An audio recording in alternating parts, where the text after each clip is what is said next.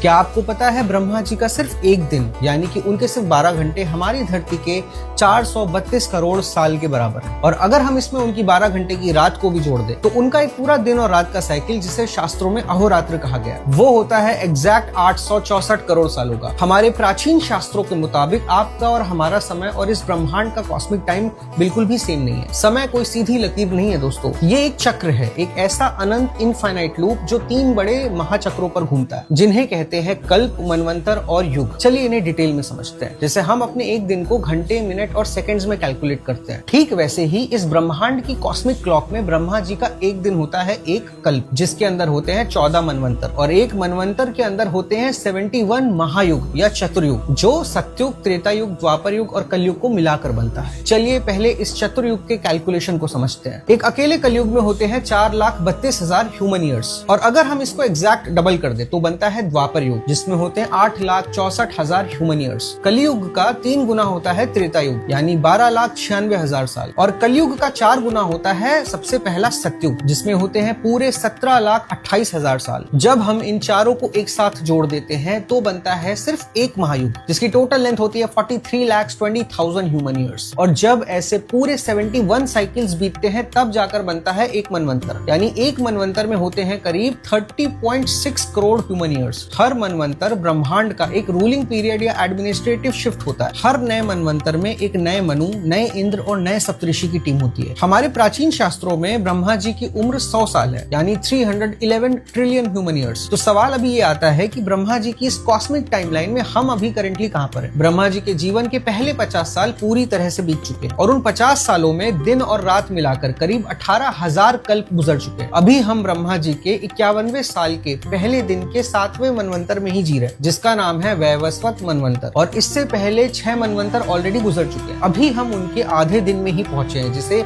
श्वेत वराह कल्प कहा जाता है, और हम अभी 28वें महायुग के कलयुग में जी रहे हैं। जब तक ब्रह्मा जी जिंदा रहते हैं तब तक सृष्टि चलती रहती है, जब वो सोते हैं तो पार्शियल डिस्ट्रक्शन आता है, और जब उनके पूरे 100 साल हो जाते हैं तो ब्रह्मा जी खत्म हो जाते हैं। फिर से एक नए ब्रह्मा का जन्म होता है और एक नए कल्प की शुरुआत होती है। आज भी बहुत से लोगों को ये सिर्फ एक कहानी ही लगती है, पर जब नासा और मॉडर्न साइंटिस्ट ने रेडियो कार्बन डेटिंग से हमारी धरती और सोलर सिस्टम की एज निकाली तो वो भी लगभग 450 करोड़ साल ही आई। अब जरा सोचिए दोस्तों, इस विराट टाइमलाइन में अब तक कितने कल्प, कितने मनवंतर और कितने महायुग गुजर चुके। अक्सर जब हम कोई पौराणिक कथा पढ़ते हैं तो हमें अलग अलग ग्रंथों में एक ही कहानी के अलग अलग रूप मिलते हैं। हम कंफ्यूज हो जाते हैं कि कौन सी सही है और कौन सी गलत। लोग सोचते हैं कि ये सब कॉन्ट्राडिक्शन है या ये सब कथाएं गलत है, लेकिन अब आपको समझ में आया कि वो अलग अलग कल्पों की सृष्टि की एकदम सच्ची कहानी है।